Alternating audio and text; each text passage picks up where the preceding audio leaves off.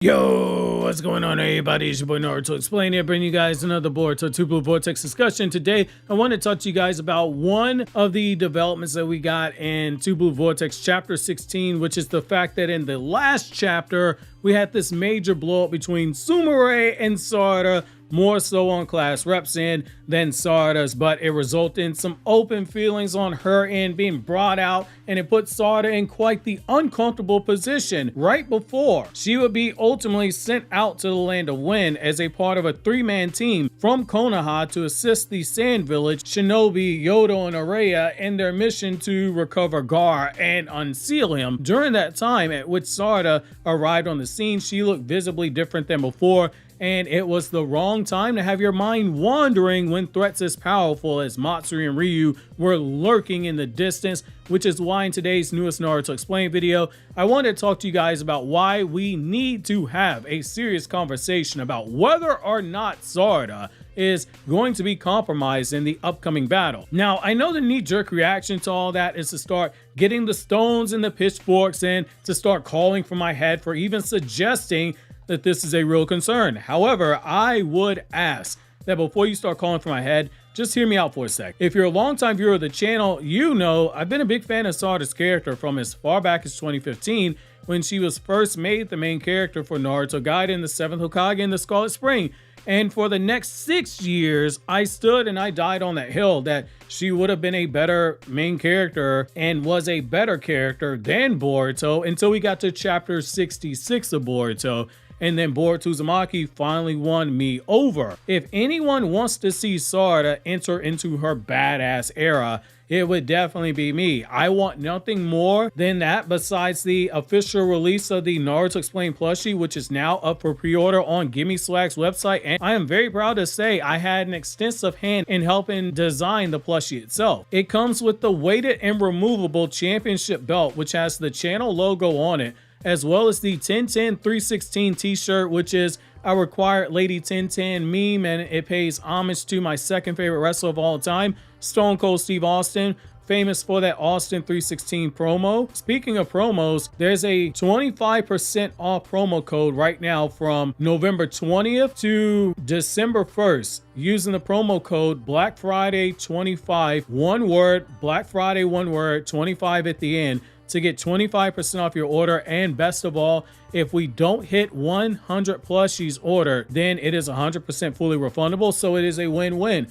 We hit 100 orders and you get this really cool plushie that I can attest to the quality. I've got one myself, and you help support the channel. And if we don't hit 100 orders, then you get your refund and you still help support the channel. Pre-orders, they're now live via my link in the description box and the pinned comment until December 3rd. So when we look back at the chapter, one of the things that we see right away is the fact that Sarada looked visibly stunned and bothered by what happened when class rep just blew up at her. It was to the point that she made a hurt look on her face. However long passed between when she was looking at Sumire run out of the home they were staying at to the time that Sarada needed to be briefed on her mission to head to the land of wind to help the Sand Village Shinobi, she was still out there spacing out as she was looking at the area, and this was not by mistake. The narrative, it took the time to show her face drawn, distracted, and it was something that Mitsuki, the son and the clone of our favorite Uchiha worshiping petal snake Orochimaru,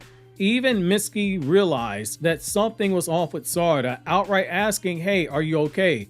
Even Konohamaru had to say something, saying in so many words that they couldn't afford to screw this up or lose face value with the Sand Village that were sending Shinobi out to help meet them. And sure enough, the Sand Village ninja, Yodo and Araya, they were standing above them, and they had been unnoticed by Team 7. Sarada's head, it wasn't in the game, and the signs, they just continued when she's speaking to Yodo privately, with Yodo asking if Sarada changed her look for a boy, which by now the Viz Media translation should be out, but I've seen some of the other translations. So the Russian, the Spanish, and the French translations are all implying Yodo's asking, was she asking, was she dressing differently for a boyfriend? The question is, hey, are you dressing differently for a boy? They're all asking that question, and it's throwing Sarada mentally off of her game when you see how she reacted. And it is so soon after Sumire just ripped into her for the whole Boruto thing. This is now officially a plot point. This is now literally the first official mission that Team 7 has been given since the team was effectively placed on lockdown, forced to guard Ada and Damon for the last 3 years. For someone like Sarada, who aspires to be the first Uchiha Hokage,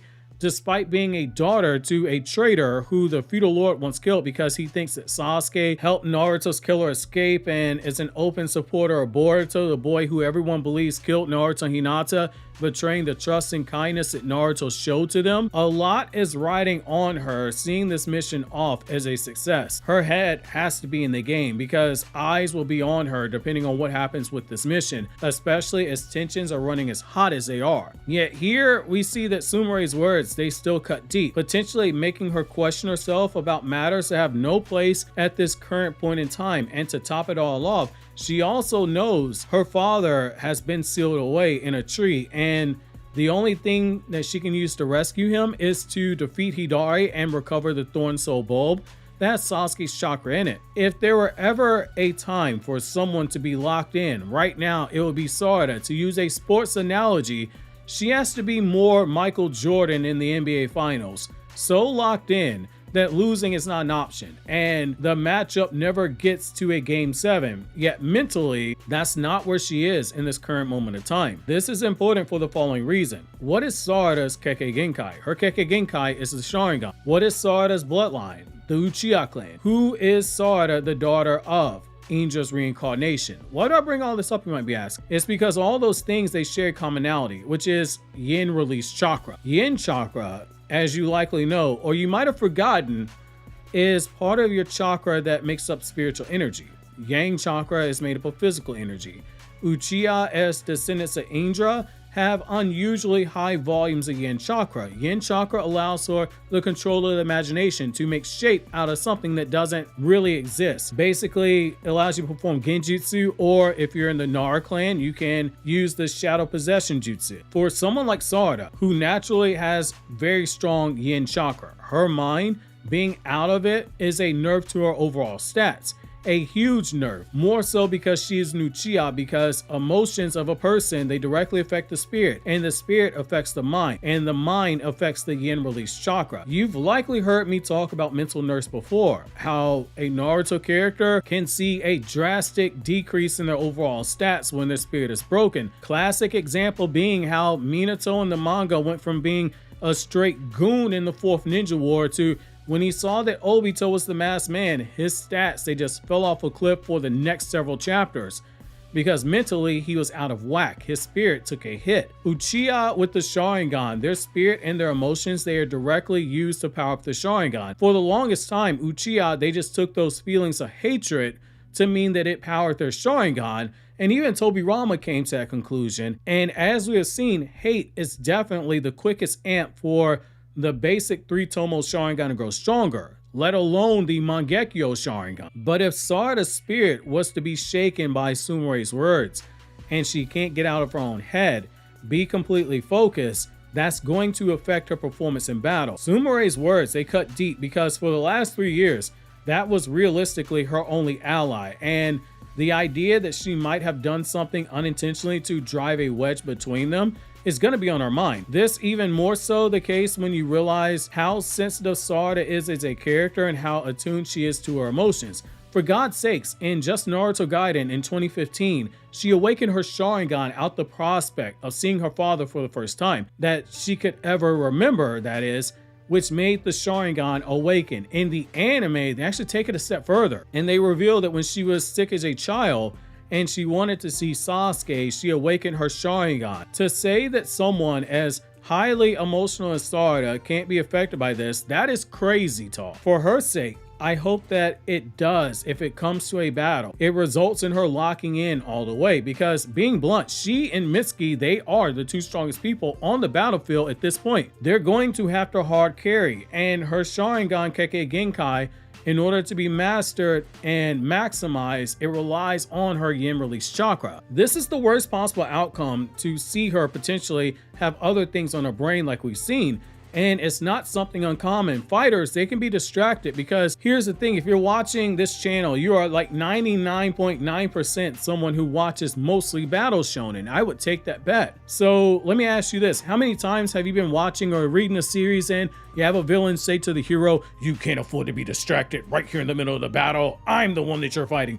You've seen that a lot. God knows I've seen it. It's a common trope, and it gets used so much because it is one that has worked for decades, and it will continue to work decades later as long as there are battle shonen out there. It's no different than a pro athlete playing the biggest game of their life, and instead of being locked in on their opponent, their mind is on, say, a family member in the hospital, or in this case, they're distracted because of a nasty fight that happened in their personal life before this. I do think if, and I mean big if this is handled correctly, where you have good internal and external balance of the conflict, where it plays so well off of each other, you have a really good chance to make this into something that can work to build Sarada up if she snaps out of the funk quickly enough, because it allows you the chance to have Sarada rise up to meet the moment before her in this moment, to prove herself on what is a crucial mission for her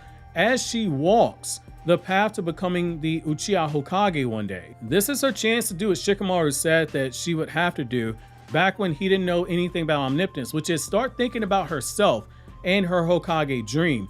She's fighting on behalf of Konoha. She is aiding their oldest ally in the modern era and helping save them and helping them save their captured Kage. This is a moment where she has to be locked in, but it'll come down to if mentally she's there or not, which her being mentally tapped in isn't anywhere near as easy as you clicking here on the left to see the latest Boruto chapter review, which the editor did a really good job on, or click here to watch the newest video from my Anime Explained channel, where I talk about non-Naruto content in the form of video essays, chapter reviews, and explain videos for whatever seasonal anime that's out that I happen to be a fan of.